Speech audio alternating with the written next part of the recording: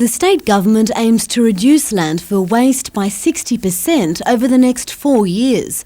It's an ambitious goal, but one which Newcastle Council is working to achieve, today launching its blueprint for managing solid waste into the next century. It's a very comprehensive strategy. It's one of the few strategies in Australia, and it's actually taken us since '92 to get this far.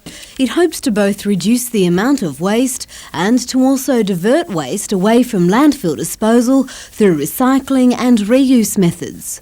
Well, this particular strategy just doesn't attack domestic waste. Most councils are preoccupied with simply collecting garbage. What this document does is talks about ways to reduce waste in the waste stream. That means taking out concrete and building waste, for example, composting waste. The launch was held at the Council's new Summerhill Waste Management Centre, which is already practising a variety of recycling and waste processing techniques. The Summerhill Worm Farm and Compost Heap, just one example of the way organic waste can be converted into valuable fertiliser products. The waste strategy has already identified 50 other things that can be done to reduce waste by July next year. Emma Ossian, NBN News.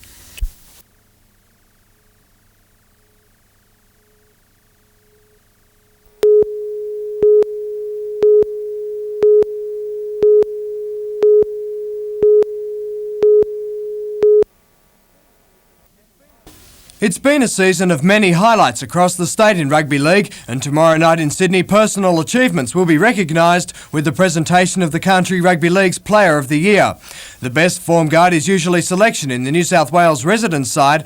After their dire battle in the Country Championships earlier this year, Western Division and Newcastle both had 3 players selected in that team, and they're among the favourites.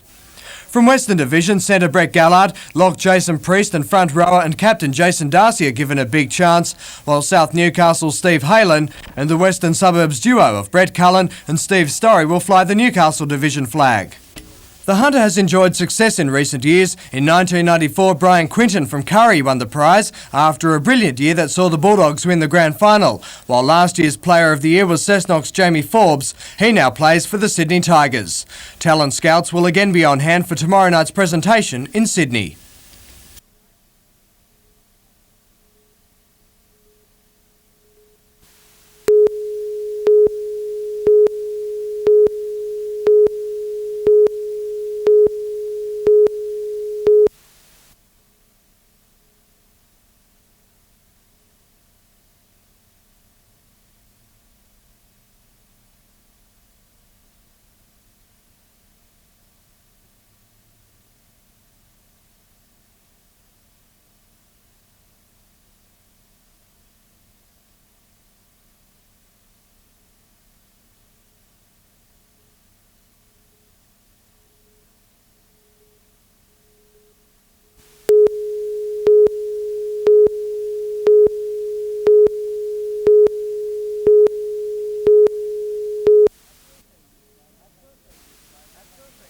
At 13 years of age, Clayton Pine is preparing himself for a trip of a lifetime. On Sunday, he'll leave for Monaco, the only Australian invited to contest the Go-Kart World Cup. There, he'll meet the world's best young talent in a Champion of Champions showdown.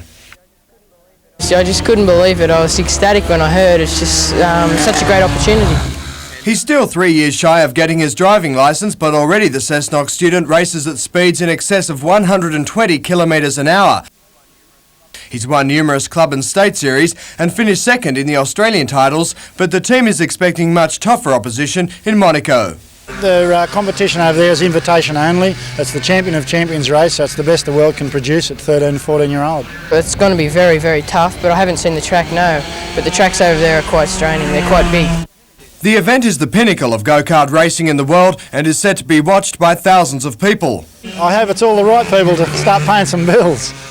It's not really a joke. Formula One talent scouts will be there.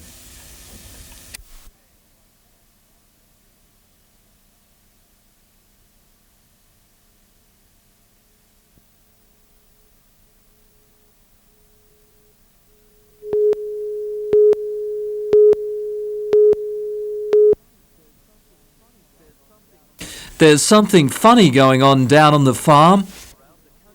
Around the country, these odd-looking creatures are slowly multiplying. There are 12,000 alpacas in Australia. We now rank behind Peru and Chile for alpaca numbers. With the beef market struggling, some farmers are looking for a new way to make a dollar. Like sheep, alpacas are shorn for their fleece. At a field day near Gresford in the Hunter Valley, 150 people came to see the animals in action. The main attraction was this 5-year-old stud Sonoma. Originally from Peru, he's valued at up to $200,000, the most expensive alpaca in the world. Expect to pay far less for your average alpaca, and after you've shorn them, they can always double as a poodle. Peter Ryan, NBN News.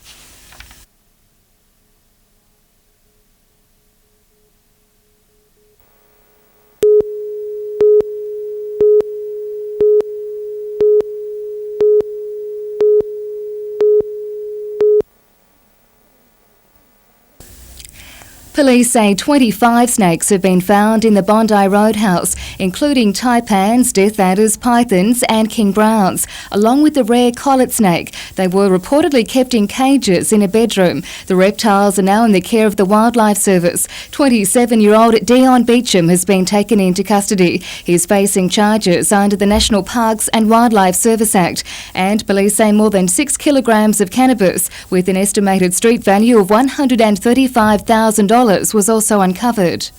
Several firearms were also allegedly found in the house, including a sawn-off shotgun and a 6mm automatic pistol. Police also claim to have found a military-style booby trap and a tear gas kit.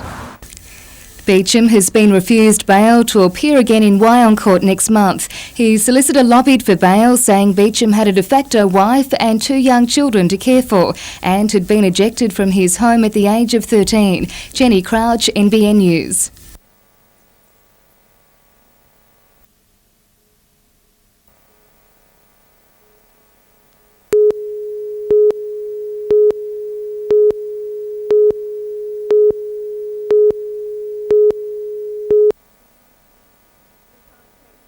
The car chase started at around 9 this morning, with police quietly tailing this blue Holden utility along Derby Street at Bar Beach. A registration check revealed it had been stolen. Put lights and sirens on, and then he's taken off through a number of streets around Hamilton South. With police in pursuit, the driver then tore into the car park of Merriweather Golf Course, where he abandoned the vehicle and, minus his thongs, took off across the fairways. The offender ran through the yards of these houses, locals shouting his whereabouts to police and one even giving chase. Well, I didn't see his face, but I saw him jump from the golf course. He was coming from the golf course, and he was running pretty quick, and I heard the old lady yelling out, "I think that's the bloke," because she saw him in the ute. Police followed him through this garden in Lockyer Street, but lost sight of him soon after. He's described as being of slim build and medium height, with dark shoulder-length hair and a dark beard, wearing tracksuit pants, a grey short-sleeved top and no shoes. He's believed to be around 30 years old. Stolen from Gosford yesterday, the utility was searched and checked for fingerprints. Sarah Griffiths, NBN News.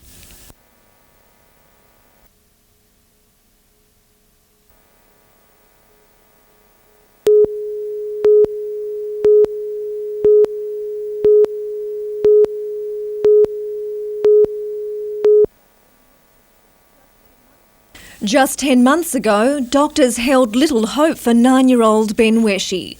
The youngster from Jewel was riddled with leukaemia, a bone transplant ruled out because a match couldn't be found. Transfusing him with umbilical cord blood, which only needs a 60% match to work, saved his life. It's the best thing that's ever happened to us. And after 3 years of constant worry whether he's going to live or die, and now I think we've got our son back. Ben was the first person in Australia to successfully undergo a non-related cord blood transplant. Internationally accepted 4 years ago, it's now being carried out in Australia and is being hailed as the answer to many life-threatening diseases. It's an absolute miracle cure. It's liquid gold. It's as good as penicillin was 60 years ago. It's probably better because it can treat so many things, and every day another disease pops up that can be treated by. But there's a limit to the number of patients who can be treated. There simply aren't enough funds to collect, screen and store the blood in Australia. At the moment we have to send people overseas to search for blood. It's costing them about $30,000 for a product that we throw away 800 of every single week. Miss Weisenbeck was in Newcastle today, appealing to local business people to help Rotary establish the Australian Cord Blood Bank. While the federal government has given $200,000 to the scheme, a further $300,000 is needed to get the project up and running. Sarah Griffiths, NBN News.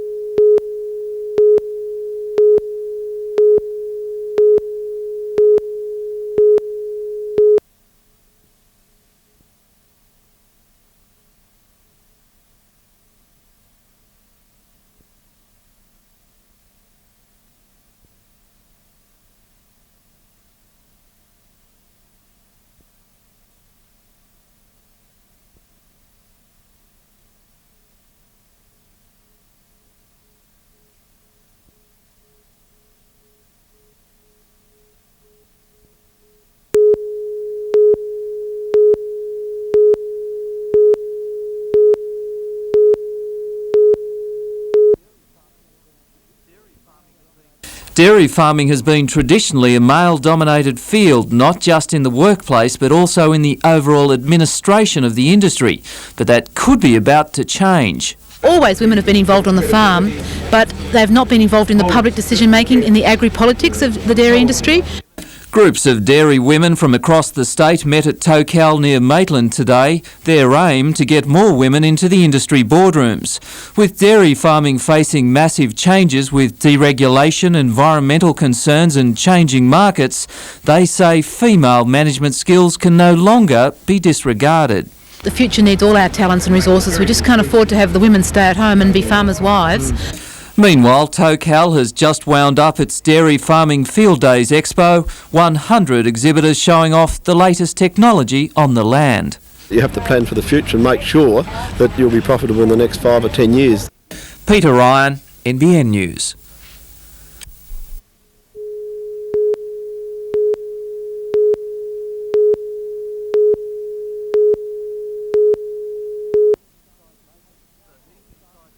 The heat inside Maitland Council is starting to take its toll. It's been an extraordinary period with a bitter dispute over the rule of General Manager Rhonda Bignell. We can't keep bleeding. With the council divided, a mediator, Dr John Griffin, was called in. While claiming Ms Bignell is highly capable, he's advised that a facilitator work in conjunction with the General Manager on an ad hoc basis over a period of 6 months with various groups, teams and individuals. Re-elected Mayor for his third term last night, Councillor John Martin confirmed his support for the General Manager. He has welcomed the report despite the calls for outside help. This happens in private industry all the time. No, but in local government. Well, we're doing a lot of things in Maitland that haven't been done in local government before. Council will vote on the report on Tuesday night. Peter Ryan, NBN News.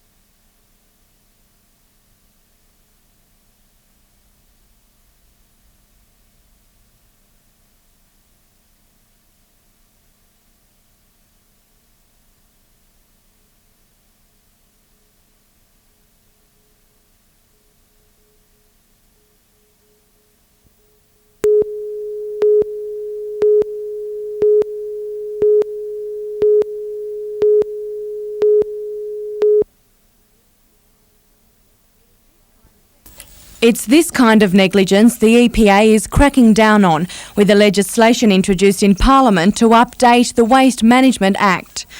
Once passed, the legislation will give the environmental watchdog more authority to fine offending companies. The Hunter's new regional manager, Catherine Ferguson, warns the EPA will not be lenient with environmental pollution. The legislation also introduces, gives us greater flexibility in terms of prosecution. It introduces a Tier 2 prosecution, which we haven't had before on waste, which will enable us to sort of get prosecutions for up to $125,000. Offences being targeted include tyre dumping and water and air pollution. It'll give us the scope to be able, for example, to get people who are dumping waste, and also for things like tyres. You know, when we've had dumping of tyres, we should be able to actually deal with that much more effectively. Ms Ferguson says fines in the past have been minimal, and it's hoped the heftier fines will prompt offenders to think twice before dumping waste. Amanda Bolger, NBN News.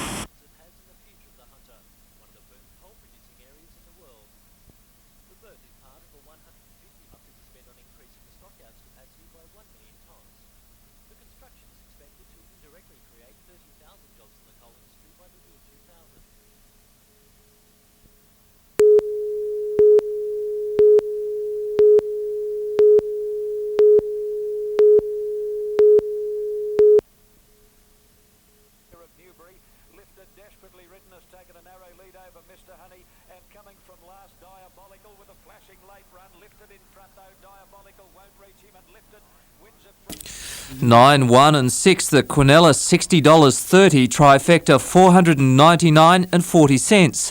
North to Lismore and race 7 over 1,200 metres.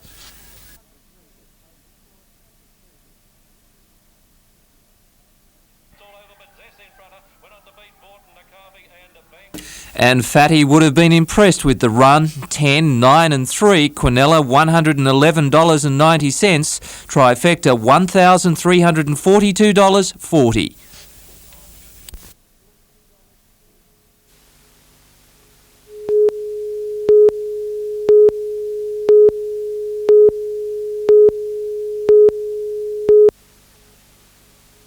An RAAF 707 practising landings at the Williamtown airstrip gives an idea of how big jets would look and sound over the area. But not the right impression, according to Dr Ted Campbell, General Manager of the Port Stephens Council. The 707's design is old and noisy compared with later model aircraft, but they're too big to land and take off from Williamtown in anything but an emergency. The runway is too short and too narrow. Our terminal couldn't take people out of a 747. I mean, it would just rock our terminal senseless. A draft government study suggests $40 million would be needed to extend the runway, and that's without apron and taxi areas. But Newcastle Airport could pick up Olympic overflow in another way. Sydney's going to have trouble handling international aircraft, getting people through their terminal. What they can probably look at is spreading out the time over which they do that and get more people through their terminal. And we can probably help or assist that by taking some of the regional and interstate travel through Newcastle, but they're smaller, quieter aircraft.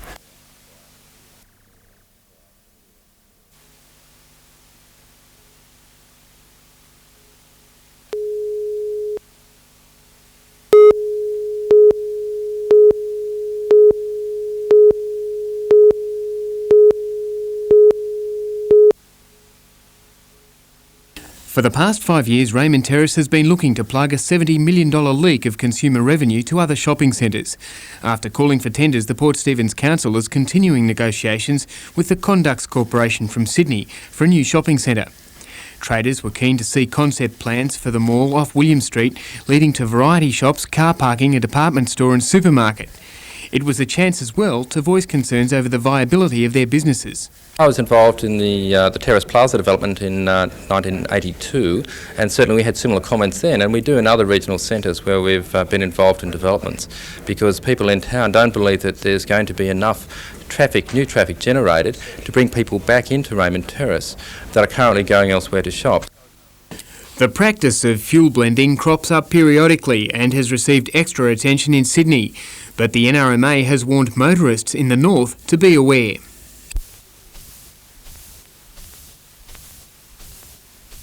'94 said something like $80 million was leaving this town going into other areas. I think the other areas ought to be worried. We're coming back strongly.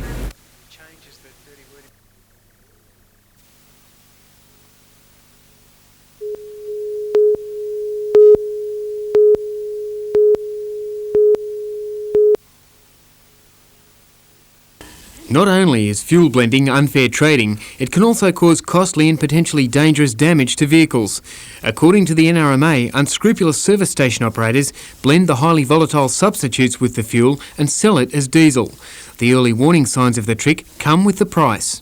Normally we find that diesel fuel would resemble the price of unleaded, and let's use for example an unleaded price of about 73 cents, then diesel would usually be around about the same price. If we see a price that's about 6 or 7 cents lower than that, that could be the telltale signs. The practice of fuel blending crops up periodically and has received extra attention in Sydney, but the NRMA has warned motorists in the north to be aware. We have problems that surface from year to year. At the moment we've had 1 or 2 complaints from people that they've experienced this problem. We're exposing it now for what it's worth because we don't want it to grow into a major problem.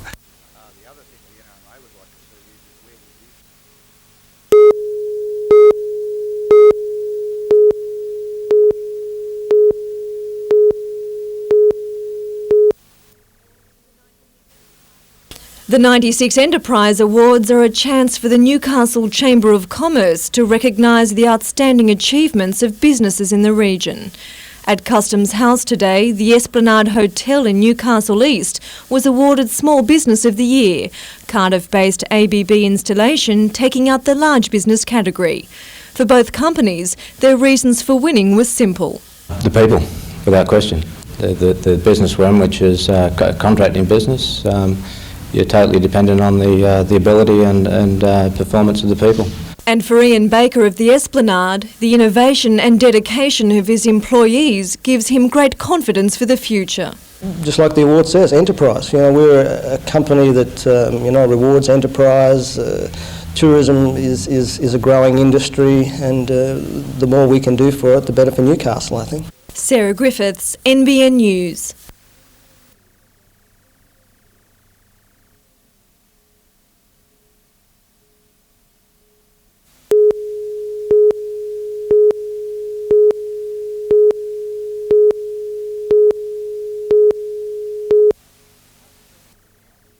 It hasn't been a good year for Newcastle's big-name teams. The Knights are out, the Falcons are out and the Wildfires are out. The senior team, that is, not so the under-19s. They have been the standout this year in Rugby Union's under-19s competition, and on Sunday the side meets Randwick in the grand final. At the start of the year I think everyone was just happy to be in the team, but now to have made the semi-finals and the grand final, I think everyone's just stoked. It's a classic rags to riches story. The Wildfires have been in the competition only 2 years and few expected their rise to come so quickly. To make it's just a bonus. To win it would make the bus trip a lot easier coming home. The Wildfires training session last night was their last before Sunday's decider, and the preparation has been ideal. Victory in the major semi-final, 1 week's rest, but no relief from the nerves. Oh, there's always nerves, yeah, you got to have those. It's if you haven't got that and you're not niggly, and I don't think you're ready, so yeah, there's lots of nerves. Meantime, it's grand finals also this weekend of Newcastle Hockey. Novos play University in tomorrow's women's decider, while in the men's it's Souths up against Norths. Minor premiers Souths are searching for their first premiership in 10 years and are raging favourites after the Blue Bags' hard run in. And the Newcastle International Motordrome revs into life tomorrow night with the season opener. Heading the program, the Super Sedan Showdown between the Pine Brothers. Jonathan Upton, NBN News.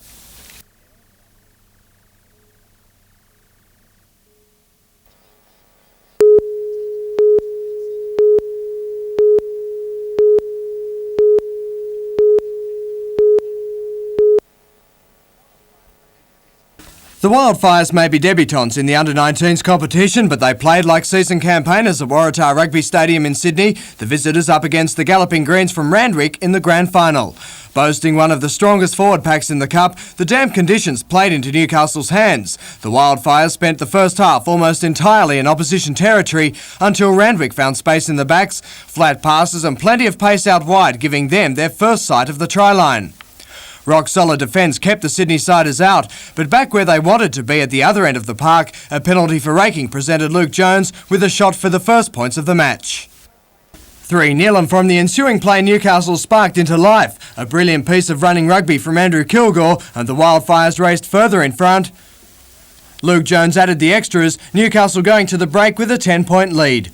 If they thought they had it all sewn up, they were wrong. Fancy footwork from Dallas Brown put Randwick on the board, until Golden Boot Jones dropped a field goal and Randwick's hopes of victory.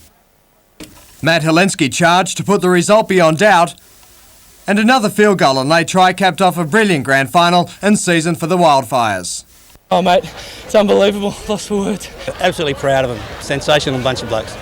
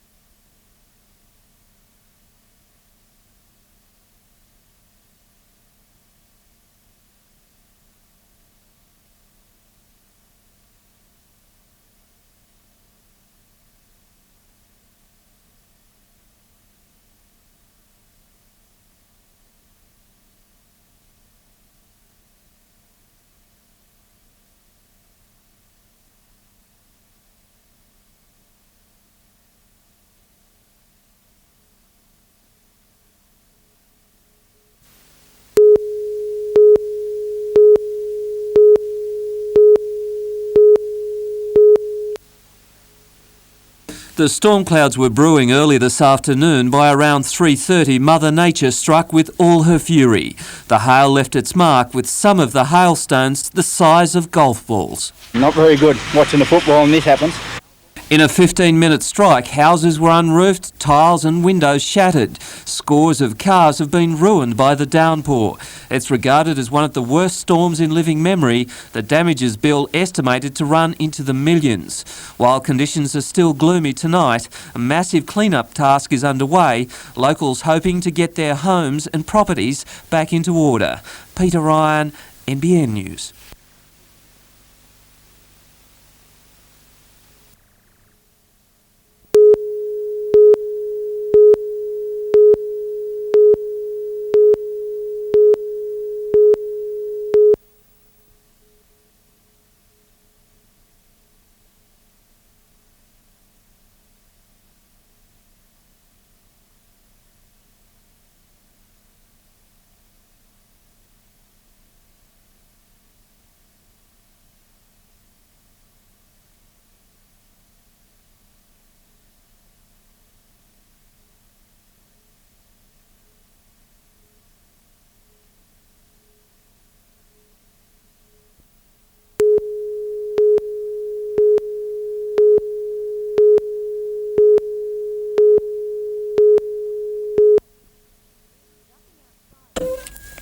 Ducking outside for a quick cigarette will soon become a thing of the past at all campuses of the Hunter Health Service.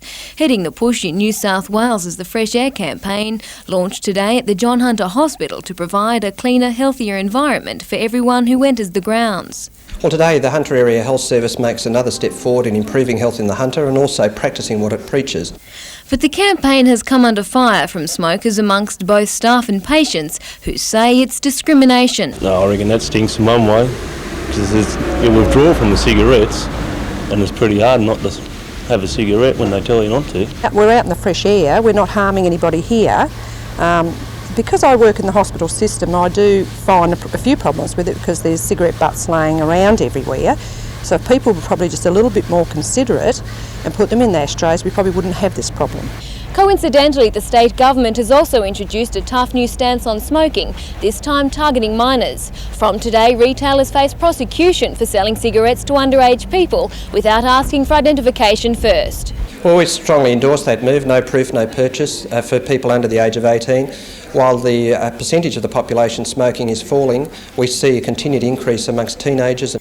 The new smoke-free zone will come into effect by July next year. Simone Cobb, NBN News.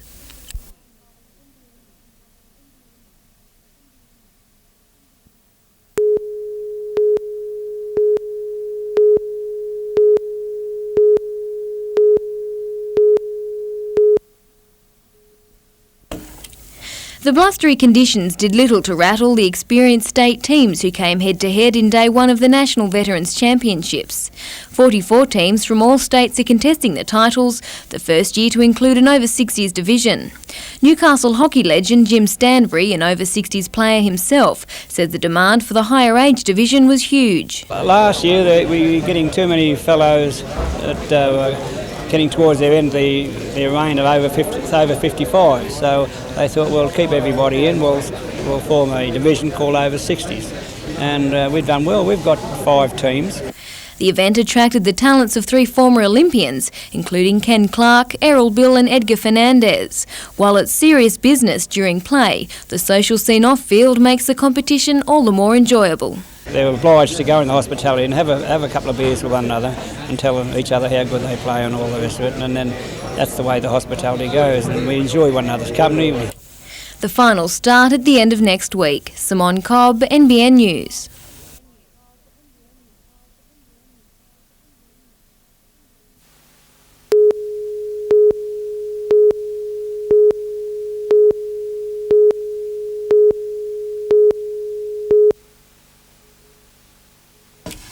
It's about as relaxed as a training session gets for the Falcons, with just one game left for 1996. It's supposed to be just an exhibition game against Isuzu at the Broadmeadow Basketball Stadium on Saturday night, but it should be more than competitive. This team has 3 former NBA American players, including Kenny Walker, the NBA Slam Dunk champion from a couple years back, Sky Walker, that played with the New York Knicks. That won't be the only challenge for the Falcons, with some players trying to ensure they get a run again next year. The Falcons missed the finals, and with 3 teams folding in the NBL, there are plenty of new players on the market. But coach Tom Wiseman has ruled out wholesale changes. Scott McGregor, Ben Melmoth, Ben Pepper, Matt Lowe, that nucleus of big guys certainly would be a good platform to build on. No such selection worries at the Hexham Bowling Club today, as nearly 50 people who have suffered strokes took to the greens. The annual get-together is a precursor to the Stroke Olympics, to be held at the Toronto Workers' Club in just under a fortnight. Richard O'Leary, NBN News.